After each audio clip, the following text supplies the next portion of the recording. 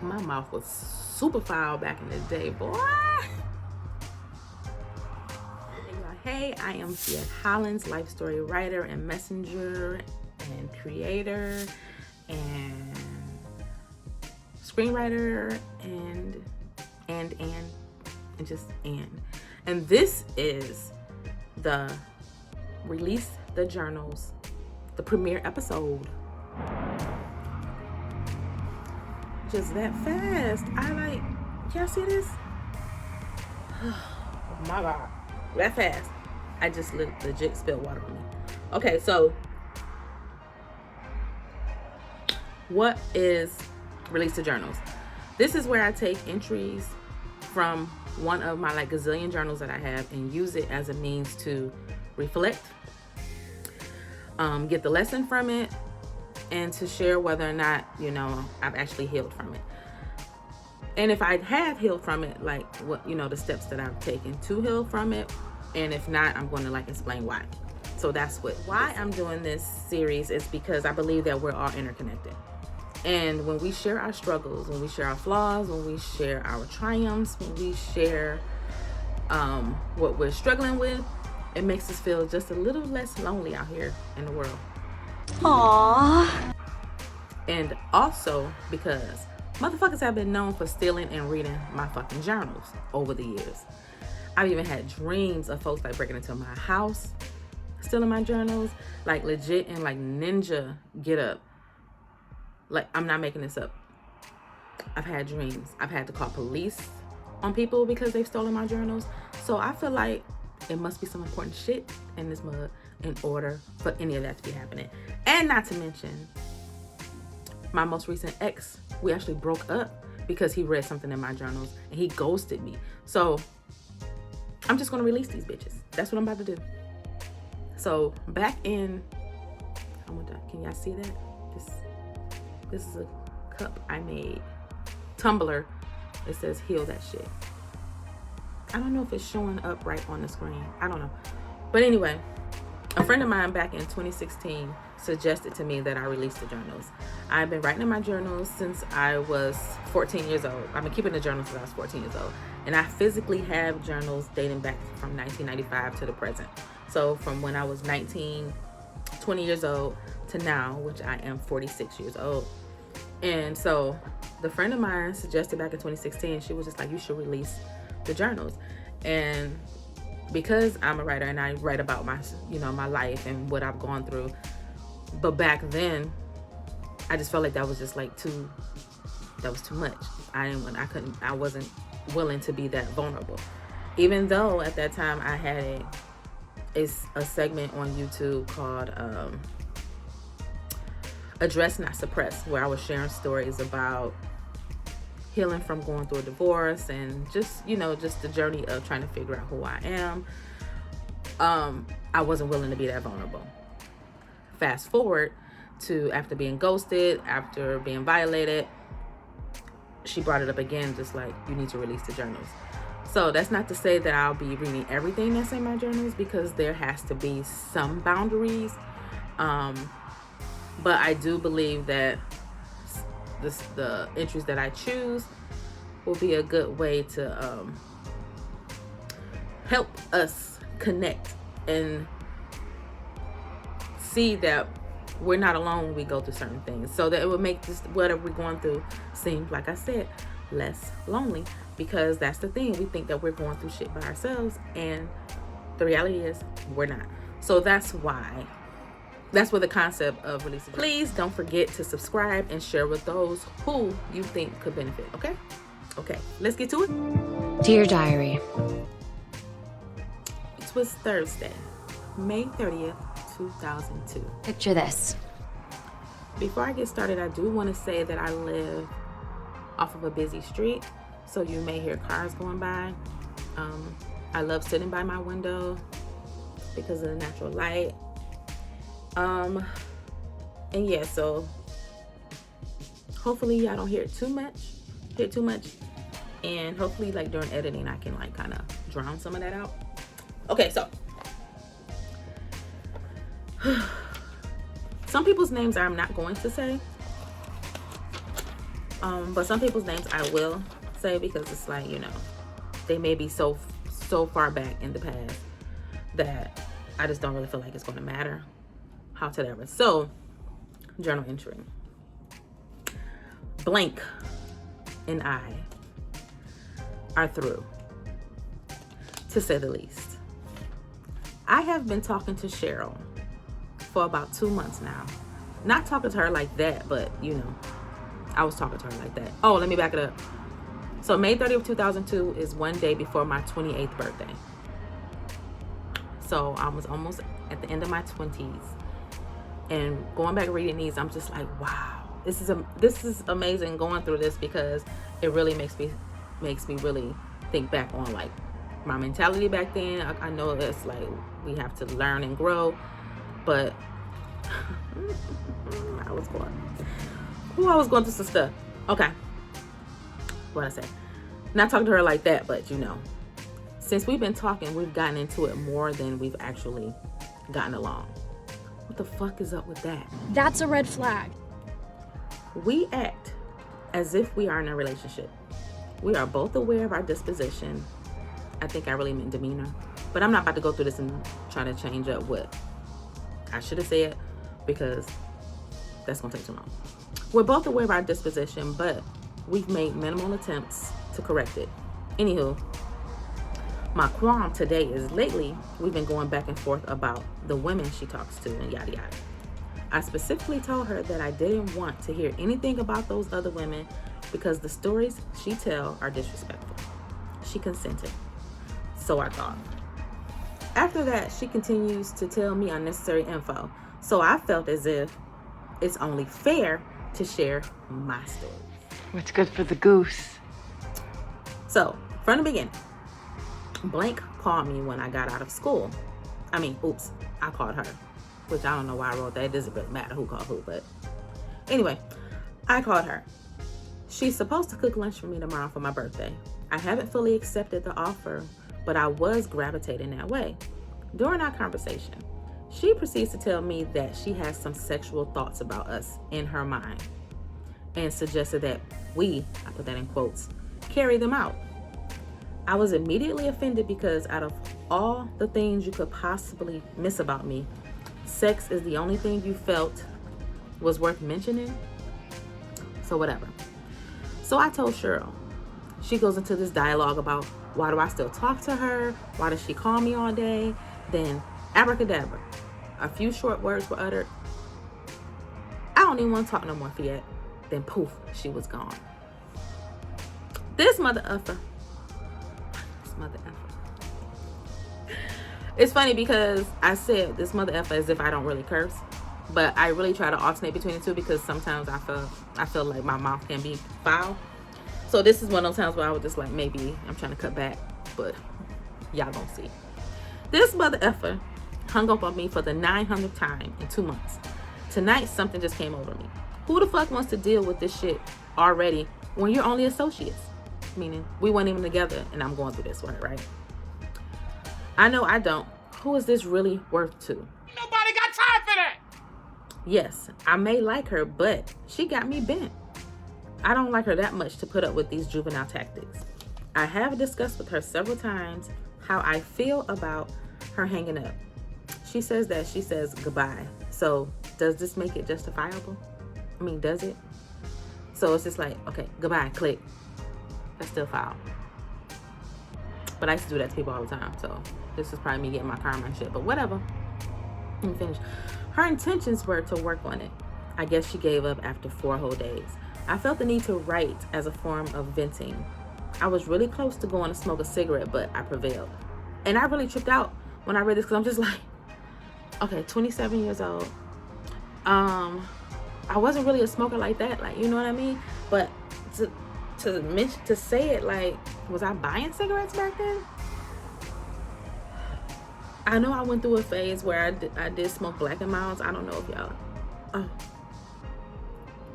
I don't know. I just hit something on my throat. Hold on, hope it didn't mess up. Let's see if this works.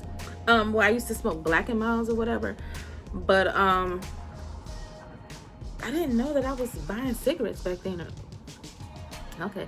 See, this is juicy information for me too. Like, I forgot all about this. Even though it happened to me, it's like news to me too. All right.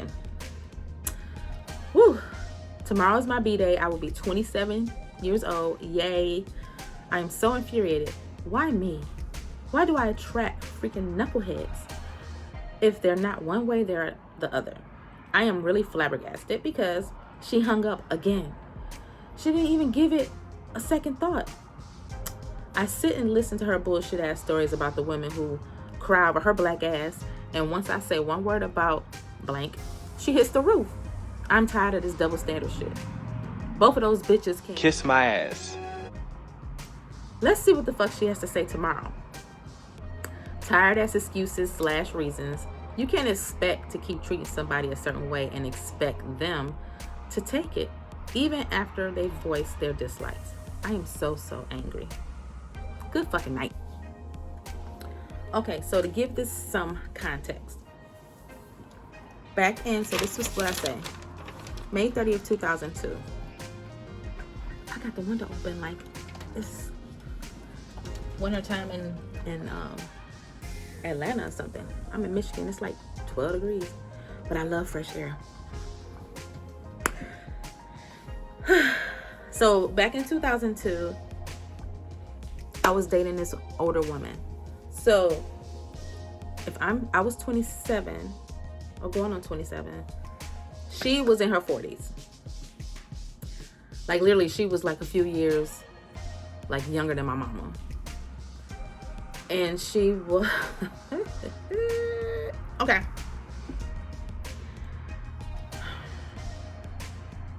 Context. This is what I'm trying to do here, right? Dated this woman. Was dating this woman. I'm going on 27. She's in her 40s. So she's at this point, she's established. She has this job that she's had for she had been there 10, 15 plus years. She was stable. I was not. She didn't have any kids. I only had my oldest daughter at the time.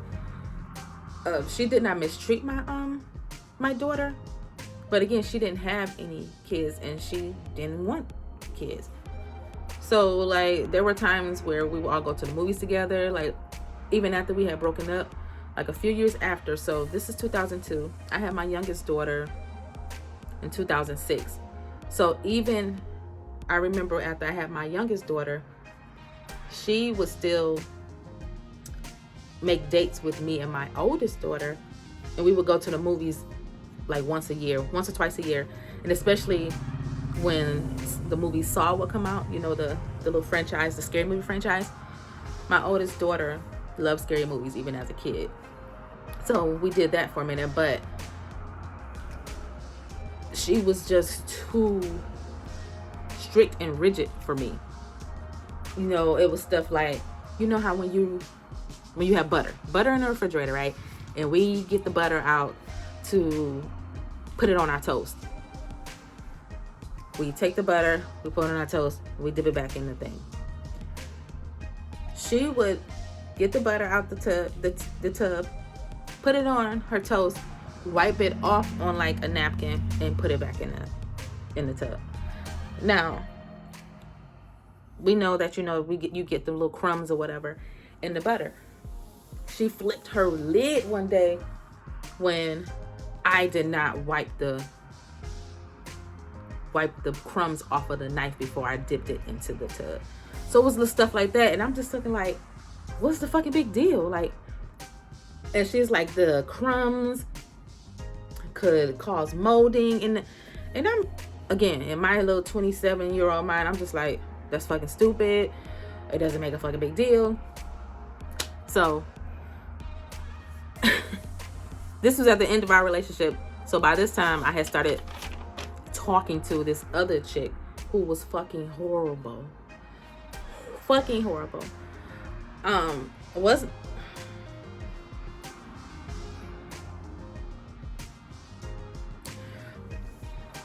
horrible.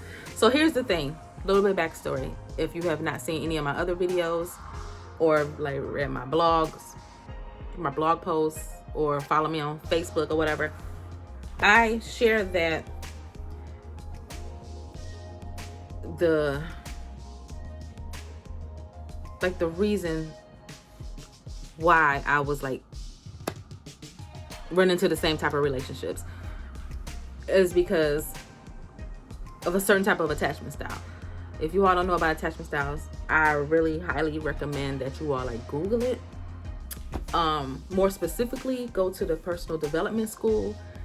She has great information on attachment styles. So basically, your attachment styles,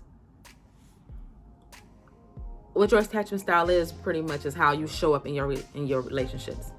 So, growing up, because I grew up in a house where I was ignored, like completely ignored. I am my mother's only child. I do have half brothers, and I do have, a stepsister, but I grew up an only child. So it was just me and my mom in the house.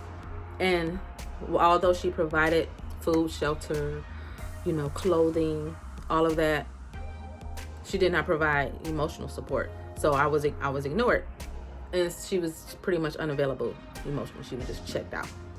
And since my father was physically unavailable, he was emotionally unavailable as well. So I pretty much had to fend for myself emotionally, and that is what drives relationships. We need to feel seen and heard. So one of my major core wounds is that I felt unseen and heard. So whenever anybody would pay me any type of attention, it didn't matter who the fuck it was, boy, girl, I was latching on to it. So this is me giving a little backstory as to I would accept and tolerate certain things from people because I just wanted to be seen and heard. So it was this girl named Cheryl that I started off not talking to like that, but we ended up, it wasn't even a relationship. I don't be claiming no fucking body. I just be like, that shit didn't count. That shit don't count. But she was not attractive, but she had a body, you know what I mean? She had like a nice booty and all that, but she was not attractive. And again, she was dating this older lady. So the lady probably, I don't know. In my little 27-year-old mind, the lady was old. So I think the lady maybe was in her 40s, maybe. I think I don't even remember how old Cheryl was. I think she was older too. But she just treated me like trash. But so that was the context. That's some context. And then the impact on my life is that I went on throughout my life pretty much attracting the same type of people because I wasn't really clear about let me see. I wasn't clear about who it was that I wanted because of the issues that I had. So I was pretty much attracting people who were treating me as like options.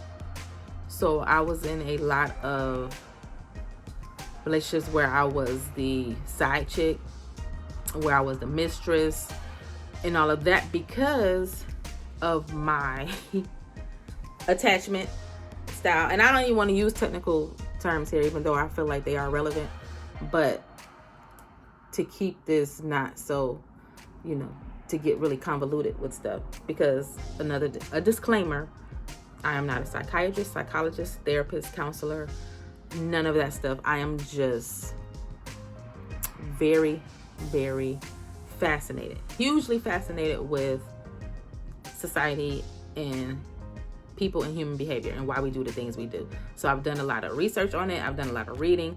I've gone to a lot of therapy, and because I've really wanted to get an understanding on why I do the things I do, why I show up the way I do in certain relationships, why certain things don't last, and all that kind of stuff. So this impacted my life because I was attracting the type of people in my life because I in turn was emotionally available for people. So I would attract emotionally available people. So I'm not going to attract anything quality, because I was sabotaging that and I was kind of repelling that, because at the core, because I didn't get my needs met when I was younger and I felt like I had to fend for myself emotionally, I really didn't trust that anybody could show up and be that for me. So I was kind of repelling that. So when people did show up in my life that genuinely cared about me, I'm like, something is suspect.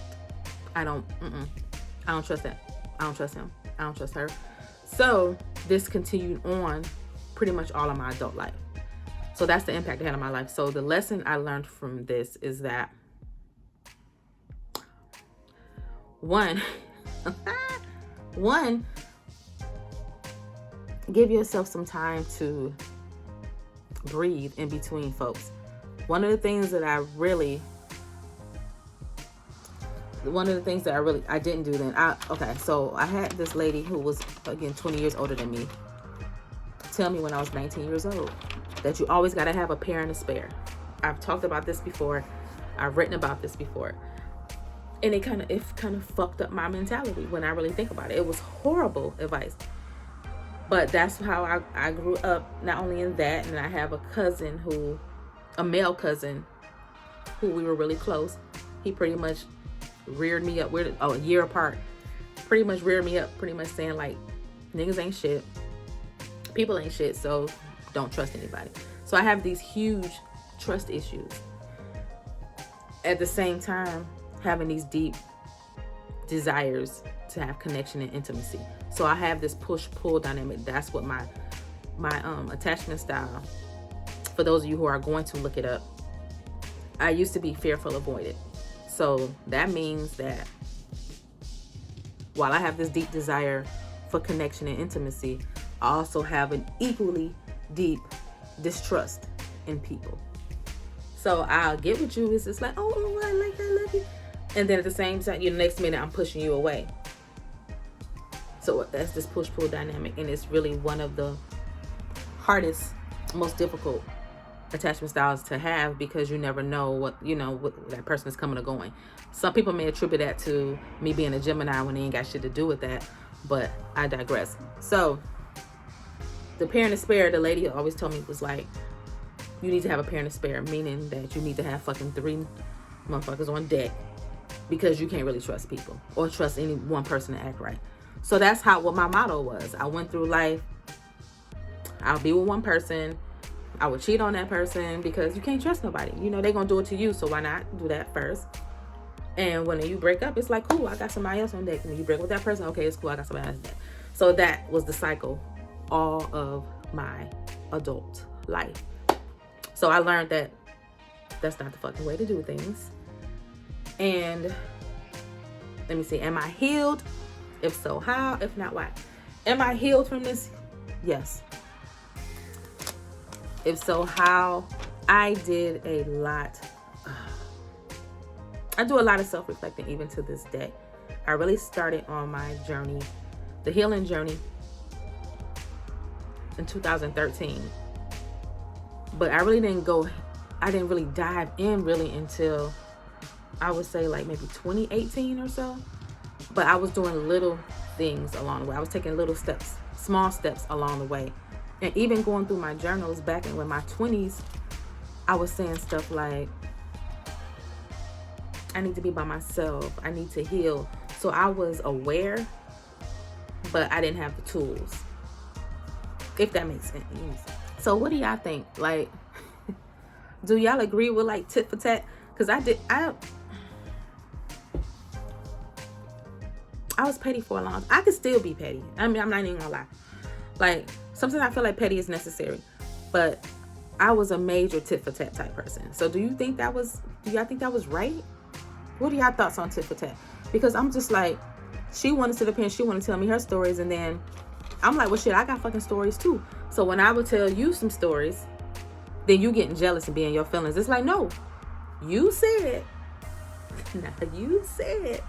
that you can handle it. So don't simply be mad and be hanging up and all that. But what are y'all thoughts on that? What are y'all thoughts on that? But this is the episode. This is the premiere episode, and I feel good about it. Thanks for watching, y'all. Please comment, like, share, and subscribe. And remember, please remember, the greatest relationship we can build is the one with ourselves. Feel that shit, y'all. Bye.